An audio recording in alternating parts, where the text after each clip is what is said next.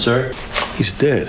Təcili yoxsa vacib? Sadəcə bir söz tamamilə fərqli formada anlaşılmamıza səbəb ola bilər. Gotta talk to somebody. You should just get into line.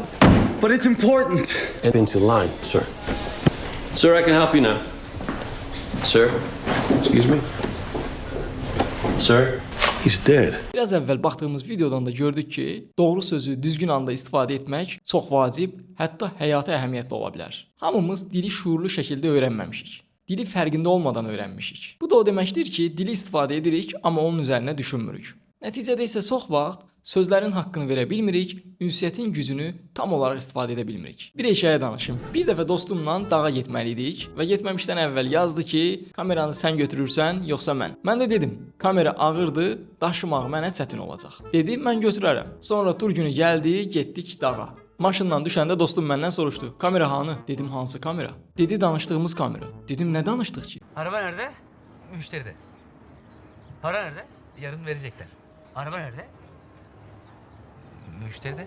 Nəticə olaraq dağın başında kamerasız qaldıq. Xoşbəxtlikdən Bakıda qalan kamera idi, başqa şeylər deyildi. Gördüyünüz kimi ünsiyyətin düzgün qurulmaması, sözlərin düzgün istifadə olunmaması, bir sözü deyərkən qarşı tərəfin nəzərə alınmaması ünsiyyətin alınmaması ilə nəticələnir. İndi qayıdaq videonun əvvəlindəki mövzuya. Baxmayaraq əksəriyyət bu iki sözü adətən bir-birinin yerində işlədir. Bu iki söz arasında incə fərqlər var. Biri təcilliyi göstərir, biri vacibliyi göstərir. Vacib olan təcili olmaya bilər, təcili olan vacib ola bilər və ya olmaya bilər. Mənim belə danışmağıma baxmayın. Mən özüm də davamlı olaraq qurduğum ünsiyyətlərdə düzgün sözü istifadə etməməkdə, mesaj yazarkən və ya bir cümlə deyərkən fikrimin böyük hissəsinin başqa yerdə olmasından əziyyət çəkirəm. Amma hər bir halda ümid edirəm bu video hər birimizin danışıqla bağlı, istifadə etdiyimiz sözlərlə, ünsiyyətlə bağlı daha fərqində olmağımızla nəticələnər. Ünsiyyət təkcə danışmaq deyil, anlamaq və anlaşılmaqdır. Sağ olun, sağlıqla qalın. Növbəti videolarda görüşənədək.